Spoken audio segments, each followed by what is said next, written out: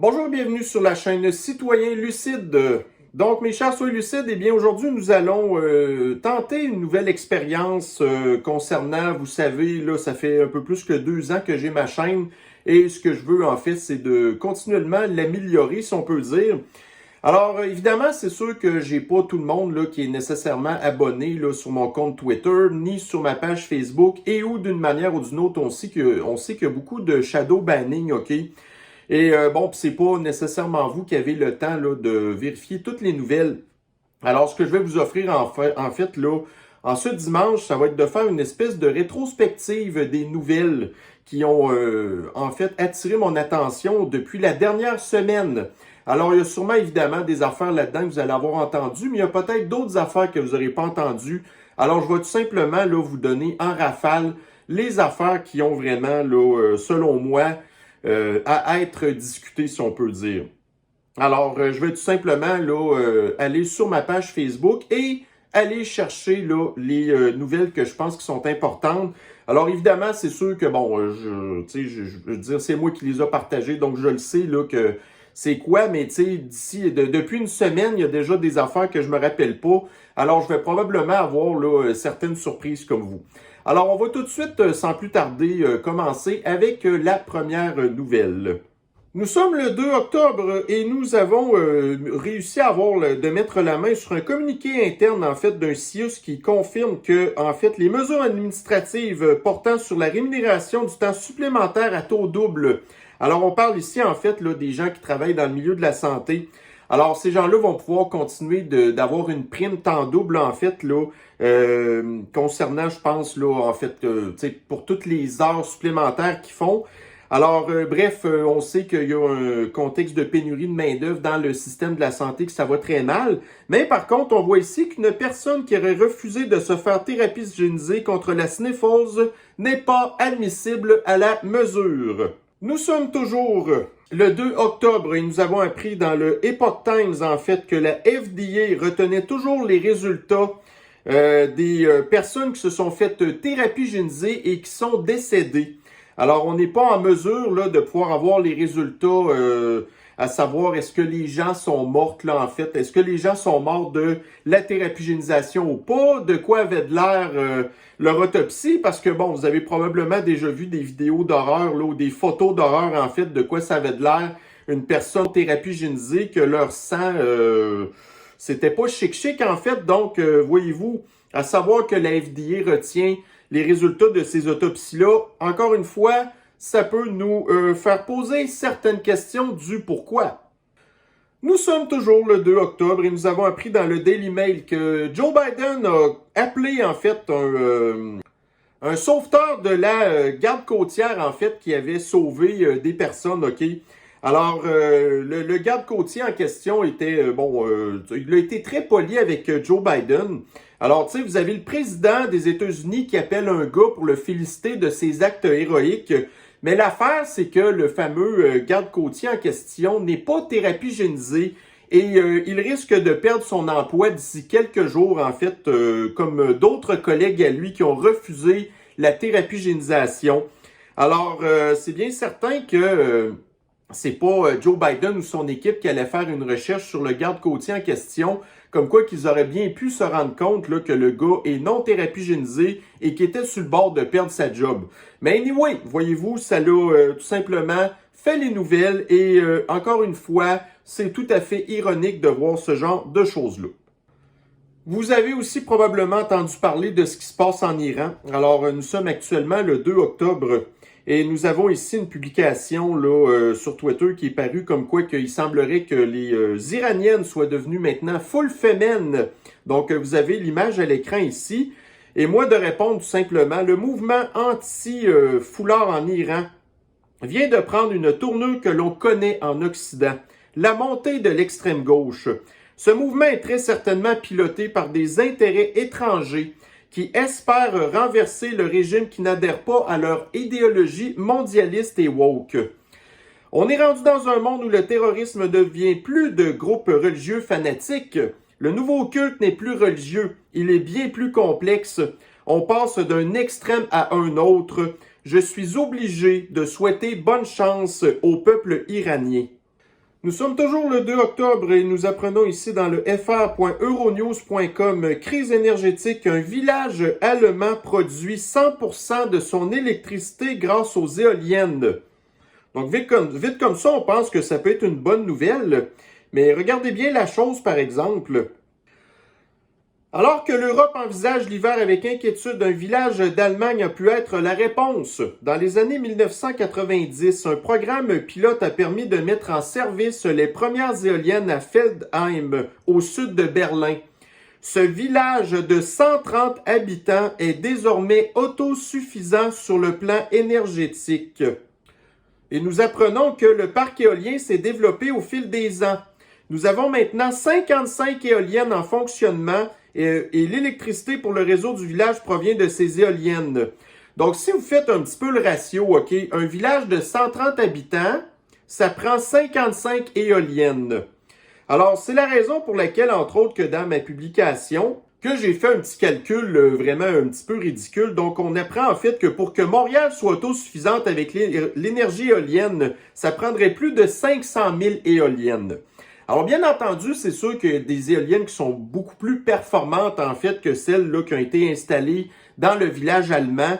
Et d'ailleurs, ils disent qu'ils ont commencé le programme dans les années 1990, OK?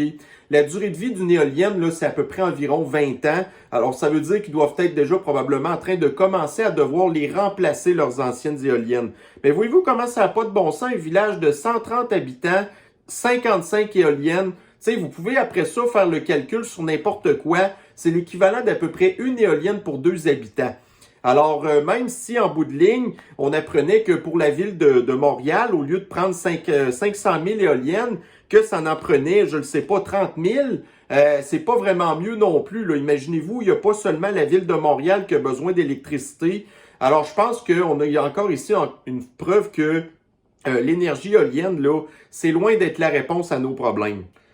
Nous sommes toujours le 2 octobre et voyez-vous, tantôt, je vous ai parlé de l'histoire des Iraniennes, là, le mouvement anti-voile, si on peut dire. Donc, voyez-vous, là, une des porte-paroles, en fait, de ce mouvement-là s'appelle Masih Alinejad. Alors, c'est une ancienne, effectivement, iranienne qui est maintenant rendue aux États-Unis, OK? Alors, voyez-vous, tu sais, elle est aux États-Unis, la fille, elle n'est pas en Iran pantoute, là. Alors, quand je vous dis qu'il y a des intérêts étrangers, en fait, là, qui sont en train de vouloir renverser un gouvernement qui, puis soit dit en passant, je suis loin d'endosser le gouvernement là, de l'Iran, mais quand même, OK, alors ici, ben en tout cas, voyez-vous, moi je trouve ça quand même un petit peu surprenant, puis on sait très bien que les Américains sont les experts là, quand ça vient le temps de commencer à faire de l'ingérence là, dans les politiques étrangères. Alors, c'est très possible que la fille en question, Masih Alinejad, soit tout simplement manipulée là, par des espèces, là, en fait, là, d'organisations mondialistes qui, ce qu'elles veulent, en fait, c'est de renverser le gouvernement en Iran et après ça, d'implanter un gouvernement mondialiste, OK? Les Américains, ils sont en train de pas mal vouloir faire la même affaire aussi en Russie, hein?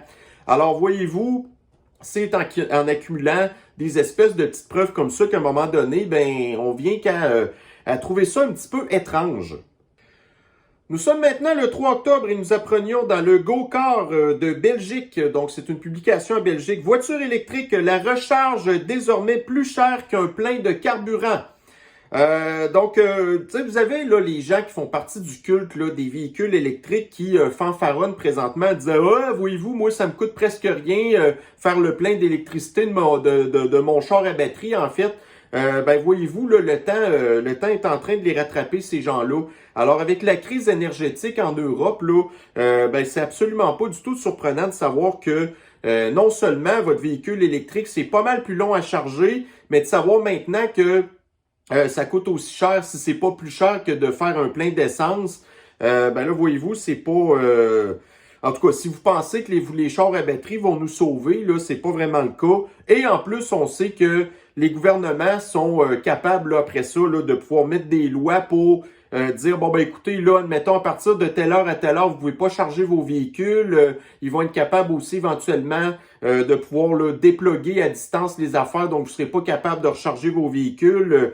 Donc, c'est un petit peu ça là, qui s'en vient avec l'avenir des chars à batterie. C'est que, voyez-vous, c'est encore une fois une perte de nos libertés. 3 octobre toujours, nous avons ici dans la presse, quand l'anxiété ronge les jeunes, la prescription d'antidépresseurs chez les jeunes de moins de 17 ans a bondi de 260% en 15 ans au Québec. 3 octobre, nous sommes maintenant dans l'express.fr. Le réchauffement climatique menace-t-il les éoliennes? Nous apprenons qu'à l'avenir, les changements climatiques pourraient se traduire par une diminution du vent, une contrainte supplémentaire pour les producteurs d'électricité verte.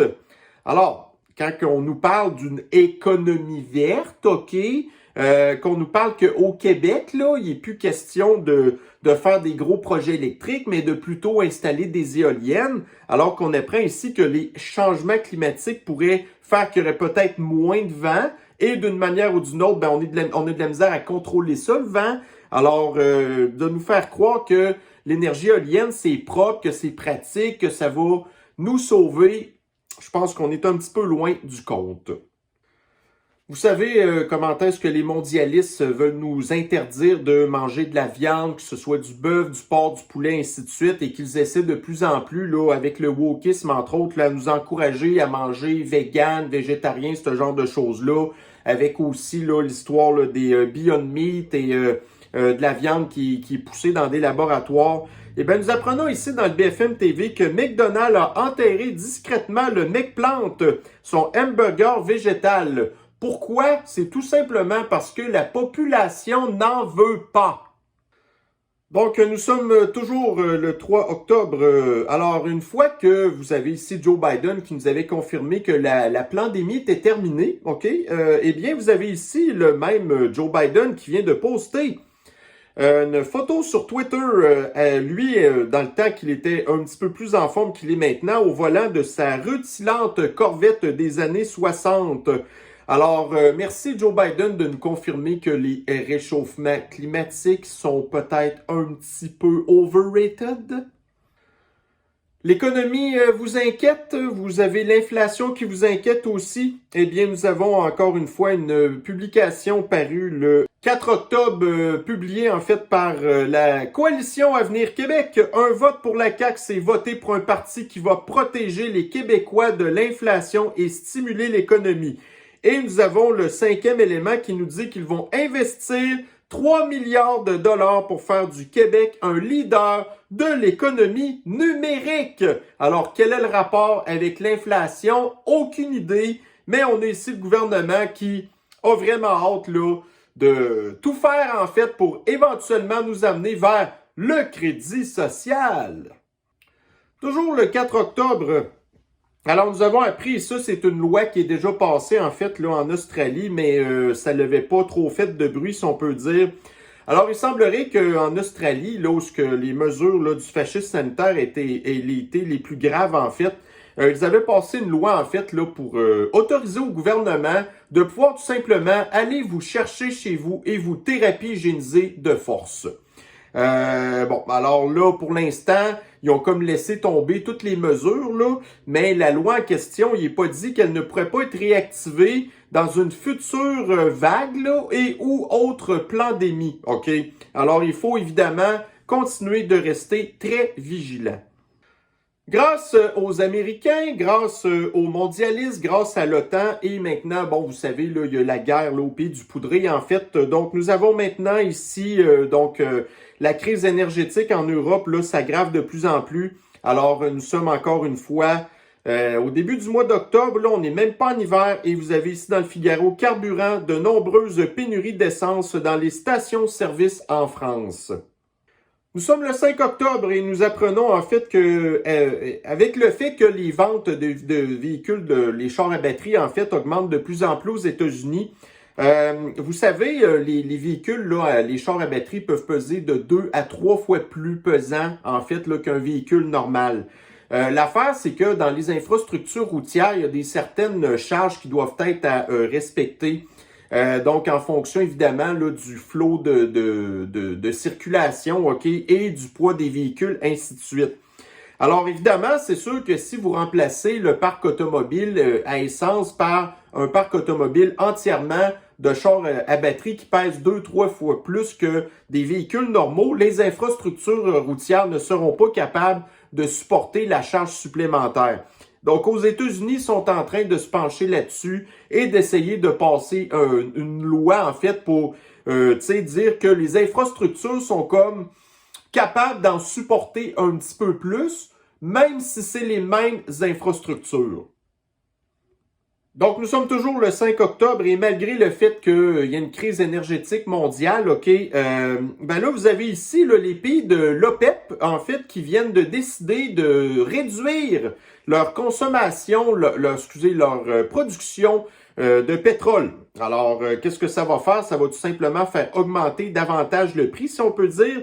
Et on se souvient plus tôt cet été, vous aviez Joe Biden qui s'était justement rendu là, aux Émirats Arabes Unis, serrer la main d'une coupe de nappe, là, et là, voyez-vous, j'ai une belle rencontre avec eux, j'ai une belle relation avec eux, et voyez-vous qu'est-ce que l'OPEP dit? Non, non, non. Là, voyez-vous, là, c'est pas parce que vous, aux États-Unis, vous avez arrêté de produire du pétrole, c'est pas parce que vous, admettons, au Canada, vous avez décidé d'arrêter de produire du pétrole que nous, on va en produire plus, moins cher, puis qu'on va vous le donner en plus.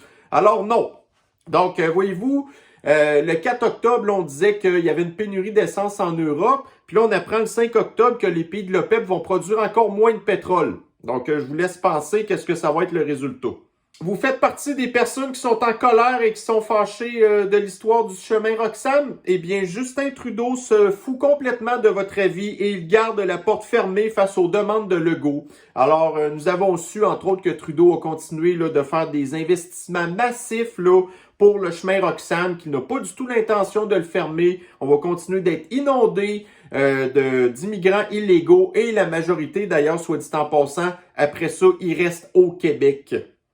Vous n'aimez pas les mondialistes? Moi non plus. Alors, nous avons ici que le gouvernement fédéral canadien, on a réussi à avoir la confirmation qu'ils avaient investi plus de 105 millions de dollars dans un contrat avec le Forum économique mondial pour en fait faire l'identité numérique. Dans Ici Radio-Canada, nous apprenons que le cerveau rajeunit après une intervention de chirurgie bariatrique selon une étude. Alors, ce qu'on comprend de ça, en fait, c'est que probablement que le cerveau des personnes très obèses vieillit prématurément, si on peut dire. Alors, le fait de se faire une chirurgie bariatrique, ben là, les personnes perdent du poids et apparemment que ça leur rajeunit le cerveau. Alors, quand on est capable de lire entre les lignes, ce que ça veut dire, en fait, c'est que l'obésité est un fléau, OK? Mais d'un autre côté, ben vous avez le wokisme là, avec l'histoire du body acceptance, là, comme quoi que quand vous êtes rendu gros, débordant, que vous êtes donc ben beau, ainsi de suite. Là. Alors, ce que ça veut dire, c'est que le wokisme, en fait, encourage les gens à avoir le cerveau dans le giblotte, OK? Et très possiblement, pourquoi? Mourir prématurément, pas réfléchir clairement, d'être d'un vapeur, ce genre de choses-là. Alors, voyez-vous, c'est ce qu'on réussit à comprendre là, entre les lignes, quand on comprend, bien entendu. Nous sommes toujours le 5 octobre et dans la tribune.fr gaz, quand les Chinois achètent du gaz naturel liquéfié américain pour le revendre en Europe beaucoup plus cher. Écoutez, là, il y a des choses qui sont en développement présentement concernant le fils là, de Joe Biden, Hunter, OK? Alors, on sait que Hunter a pris des deals en Ukraine et a pris des deals aussi avec les Chinois, entre autres là, des compagnies gazières, là. Alors, de voir que les Américains sont en train, en plus, là, de gaspiller leurs réserves stratégiques de pétrole et de gaz pour après ça envoyer ça en Chine et les Chinois renvoient ça en Europe beaucoup plus cher. En tout cas, donc ça évidemment, c'est au même titre que la Sniffles. Nous, il y a des affaires qu'on sait que la Sniffles, là, c'est pas sorti tout seul d'une caverne, là. On sait aussi que l'histoire là du gaz, là, il y a du Biden en arrière de ça. Et justement, là, il semblerait d'ailleurs que le FBI ait suffisamment de preuves maintenant pour arrêter Hunter. Ce qui est un petit peu étrange, par contre, c'est que comparativement à Trump ou à d'autres personnes, là, où ce que vous avez le FBI qui va défoncer des maisons pour voler des papiers ou ce genre de choses-là, ben là, vous avez le FBI qui dit oui, on a assez de preuves pour arrêter Hunter. Ouais, mais là, pourquoi vous le dites, là? Faites-le, là, arrêtez de nous niaiser, OK? Nous sommes ici le 6 octobre. Nous avons appris dans le Daily Mail que, apparemment, que si vous prenez de la médication, eh bien, elle fonctionne beaucoup mieux si vous y croyez. Alors, si vous ne croyez pas à votre médication, ben en tout cas, c'est comme bizarre, mais il semblerait qu'elle fonctionne moins bien. Alors, ça nous explique encore un petit peu mieux là, le phénomène de placebo, si on peut dire. Alors, on sait que, regardez, Big Pharma, ce qu'ils veulent, c'est de nous vendre des pilules qui servent à rien. Mais si vous pensez qu'elles servent à quelque chose, il semblerait que ça fonctionne. Alors, c'est la même affaire aussi quand ils font des études là, pour voir si un médicament est efficace. Alors, ils vont donner le médicament aux gens, puis ils vont donner un placebo après ça à d'autres personnes. Puis il y a des personnes qui prennent le placebo qui se guérissent toutes seules. Alors, voyez-vous, on a ici une étude qui nous explique un petit peu qu'est-ce que c'est qu'un miracle ou ce genre de choses-là, si on peut dire.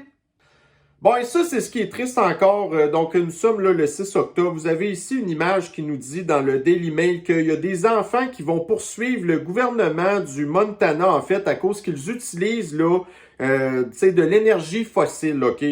À cause, là, entre autres, là, des changements climatiques. Puis d'un autre côté, vous avez ici, vous avez plus de la moitié des jeunes électeurs qui disent là qu'ils vont avoir là, un futur très, très sombre, OK? Que l'inflation leur fait peur. On le sait aussi qu'ils ont des gros problèmes mentaux. Ben là, il faudrait peut-être les jeunes là, arrêter de capoter avec des niaiseries, OK? Fait que si d'un côté, vous croyez aux histoires des changements climatiques, puis que là, après ça, vous dites, ah ben là, on va avoir une vie misérable, ben là, à un moment donné, là, va peut-être falloir que vous réfléchissiez un petit peu.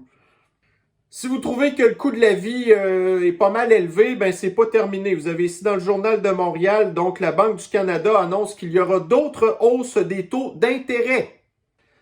Dans la ville de Québec, personne ne veut du tramway, sauf le maire Marchand. Donc vous avez ici dans le Journal de Québec, tramway probablement un autre dépassement de coût selon Bruno Marchand. Donc le tramway est encore même pas commencé, qu'on parle sans cesse de dépassement de coût, si on peut dire. Alors, tu sais, voyez-vous, il n'y a déjà absolument aucune acceptabilité sociale à Québec là, pour cette espèce de cochonnerie-là, à part cette espèce de fou furieux de maire là, qui est complètement, écoutez, il est disjoncté totalement, le gars, OK? C'est un méchant séquel, là. Alors, puis là, ben, après ça, tu sais, il vient nous dire qu'il va y avoir d'autres dépassements de coûts. Penses-tu vraiment que ça va améliorer, tu sais, le fait que la population en veut de ton crise de tramway maudit sans génie? Le réchauffement climatique vous inquiète? Eh bien, nous avons ici dans le Figaro, imaginez-vous, un article qui est paru encore une fois vendredi passé, donc le 7 octobre. Alors, nous allons avoir le retour de la Niña, le retour de la petite sœur de l'enfant Jésus. Donc, voyez-vous là, vous avez ici le phénomène El Niño. OK? Donc, El Niño, lui, il se traduit par le réchauffement des eaux de surface de l'est du Pacifique équatorial. OK? Mais là, c'est la troisième année qu'on a la Niña. Et qu'est-ce que c'est la Niña? Donc, elle provoque l'effet inverse avec des eaux plus froides. Est-ce qu'il y a le réchauffement des océans ou il y a le refroidissement des océans? Il va falloir vous brancher, là.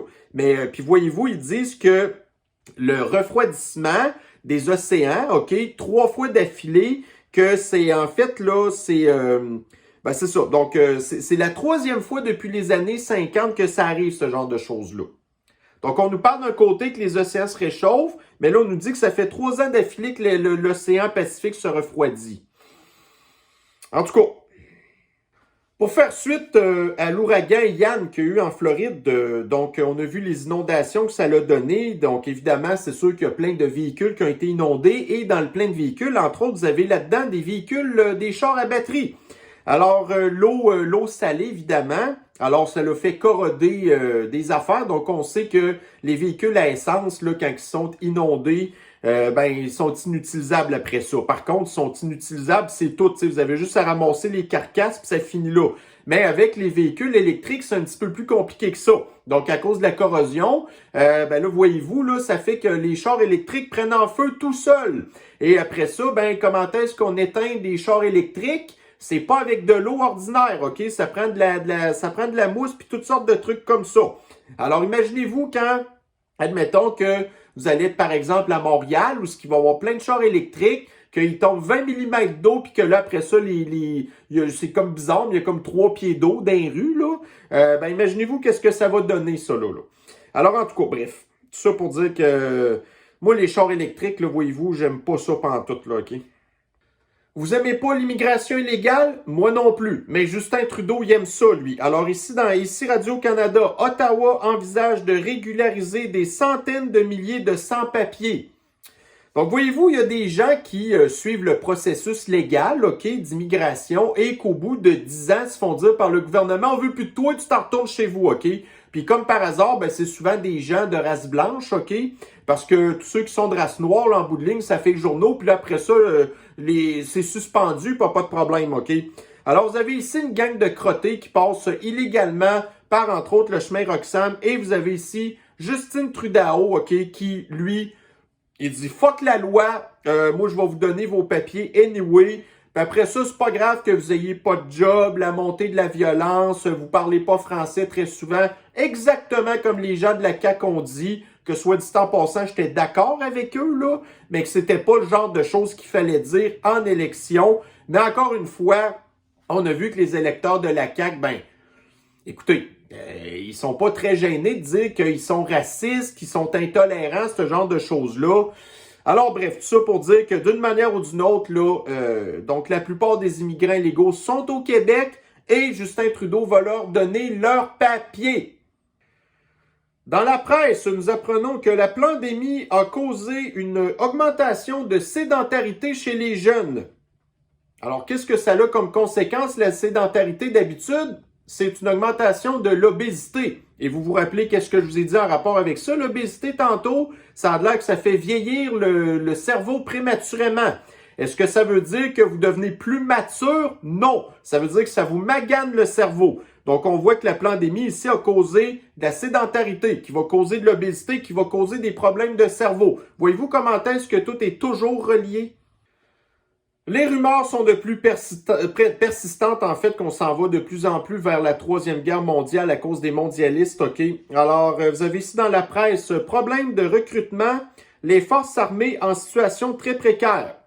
Donc, il n'y aura personne pour nous défendre. Puis, est-ce que vous pensez que si il y a une conscription, là, que moi, personnellement, je pense que je vais être le premier à dire fuck you, mon gars. OK, c'est pas vrai que moi, je vais aller me battre contre la Russie alors que j'ai absolument rien contre eux. J'en ai contre les mondialistes, par exemple, là.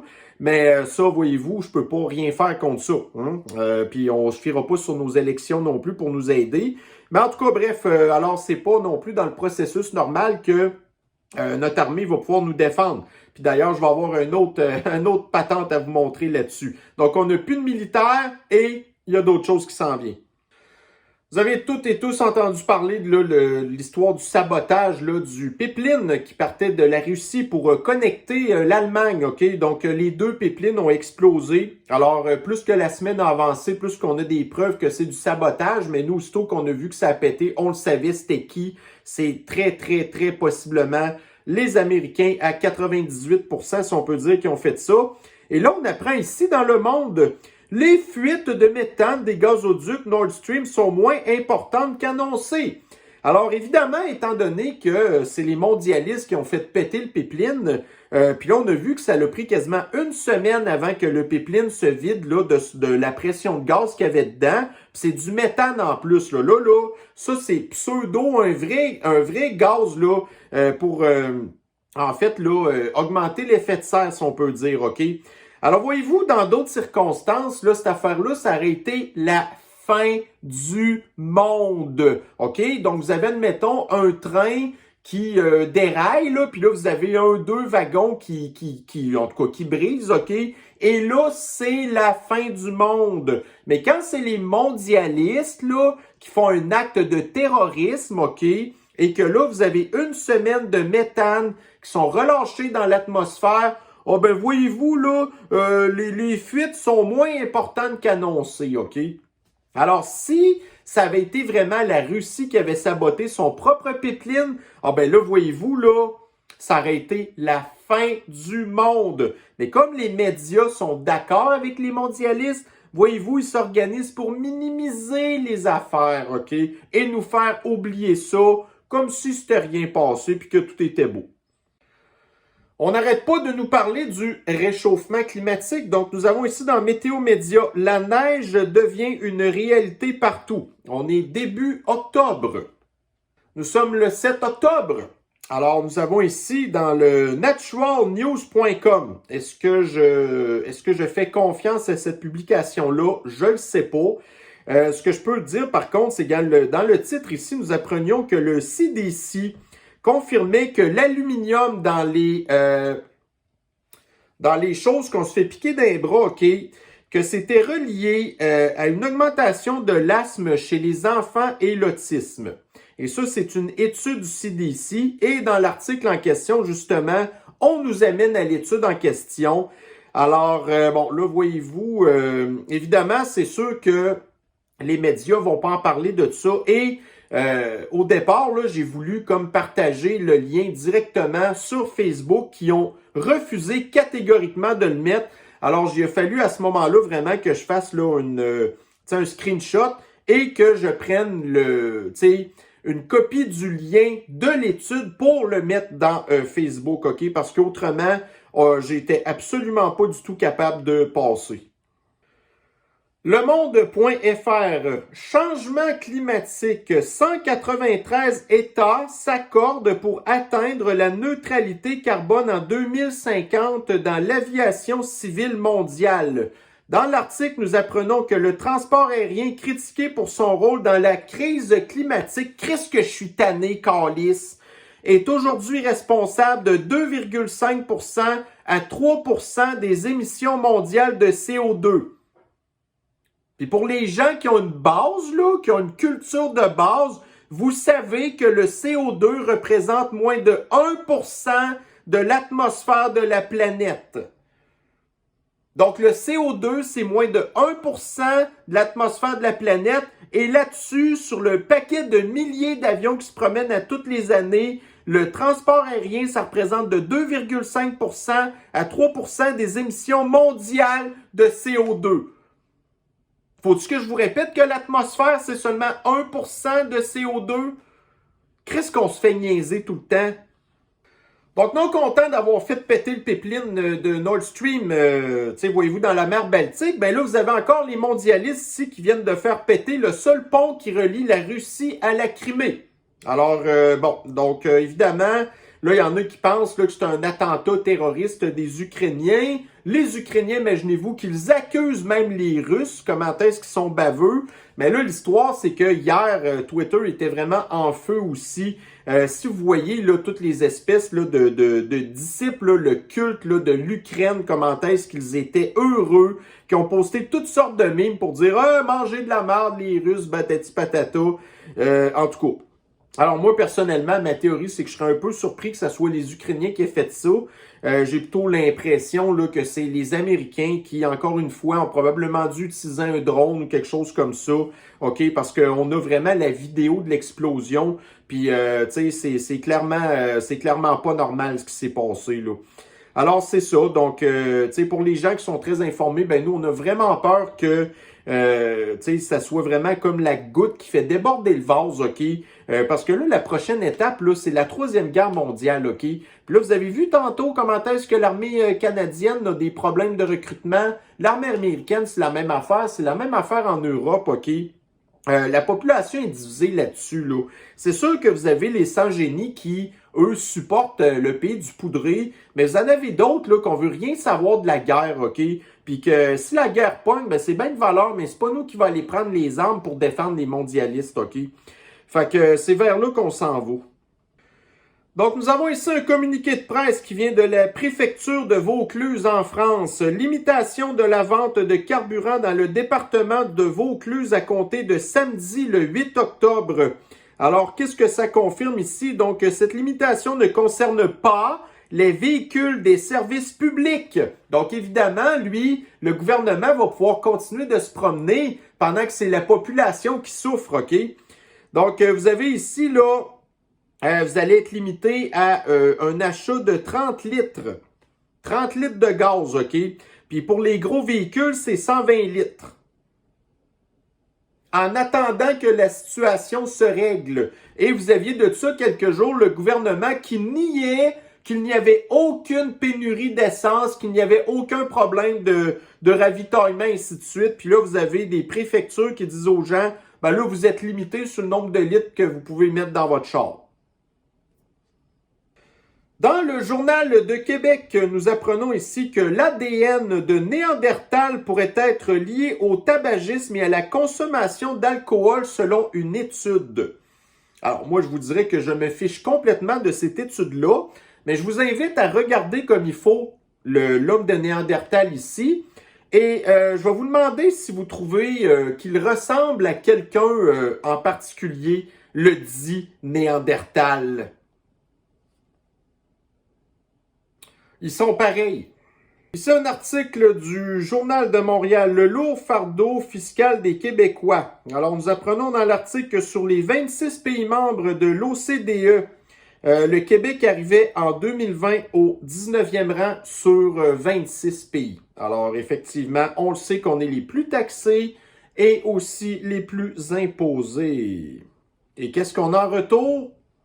On est dirigé par un Néandertal. Un article du contrepoint.org. Énergie renouvelable, coûteuse et inutile, sans blague. Les énergies renouvelables ont des caractéristiques qui les rendent difficilement utilisables sur un réseau électrique interconnecté de haute densité. La presque totalité de ce qu'on nomme énergie renouvelable sont intermittentes et subies. Alors, je vous incite à aller lire cet article-là qui vous explique encore comment est-ce que les espèces de coupe-gorge, OK, c'est rien qu'une arnaque, OK? Est-ce que vous faites encore confiance aux médecins? Moi, personnellement, non. Alors, nous avons ici, dans Ici Québec, la santé environnementale s'invite enfin dans la formation des médecins. Donc, non seulement les médecins ne veulent plus soigner les patients, parce que tout ce qui les intéresse, c'est de faire de l'argent, et qu'ils pensent que de se faire thérapie-géniser, c'est efficace, que c'est sûr, que c'est sans danger, OK? Ben là, maintenant, on va expliquer aux médecins que les changements climatiques, OK, c'est ce qui rend tout le monde malade. Alors, tu sais, autant que depuis les 2 dernières années, quand que vous aviez quelque chose, c'est parce que tu as la sniffles. OK, non, c'est parce que tu t'es fait thérapie-géniser que tu es malade, OK? Mais là, maintenant, quand tu vas avoir quelque chose, c'est c'est à cause des changements climatiques. OK.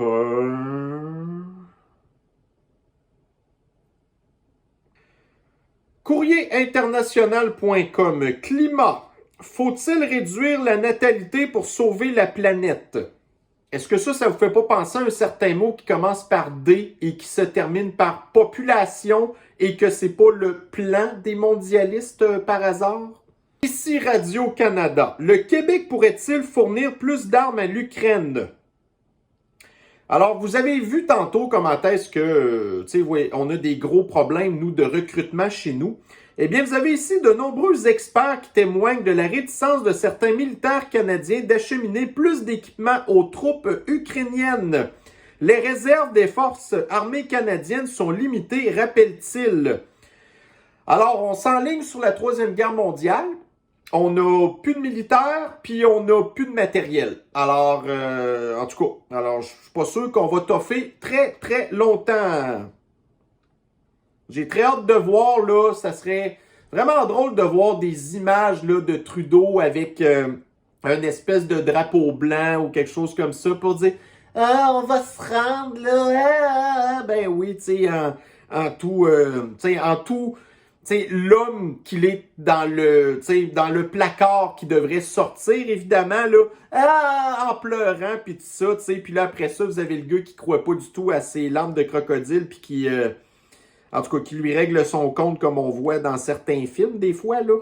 Dans le BFM, nous apprenons ici, Joe Biden signe un décret sur le transfert des données personnelles entre l'Union européenne et les USA. Alors, l'Union européenne, avec von der Leyen, là, qui vient de donner sur un plateau d'argent, en fait, là, les données personnelles des Américains. Pourquoi? Pour l'économie numérique, imaginez-vous, OK? Alors, là, le décret, ça veut juste dire que les Américains voudraient comme accepter les données en question, puis là, il reste à l'Union européenne maintenant à faire passer une loi pour ce genre de choses-là. Alors, voyez-vous, encore une fois, une avancée supplémentaire dans le plan des mondialistes, là, de l'économie numérique, l'identité numérique, le crédit social. Checkons dans vos vies pendant que vous avez cette gang de crises de corrompus-là qui vont continuer de faire ce qu'ils veulent. Tu sais, qui sont principalement responsables des changements climatiques, qui sont principalement responsables de l'effondrement du capitalisme, qui sont les plus grands criminels au monde, ok? C'est même pas 1% de la population, ceux qui foutent le bordel partout, puis c'est le 99% qui vont manger de la merde.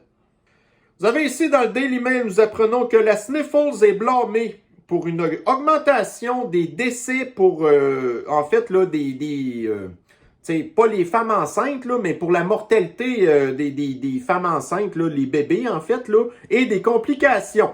Des complications, donc vous avez ici des belles photos de placenta qui sont supposées être à peu près ressemblées à un foie, là, une espèce de couleur rouge, là, que là, vous regardez ça, puis on dirait de la roche, si on peut dire. Alors, on blâme la Sniffles, alors qu'on sait très bien que c'est pas la Sniffles qui est à blâmer, mais c'est la cochonnerie de thérapie génisation.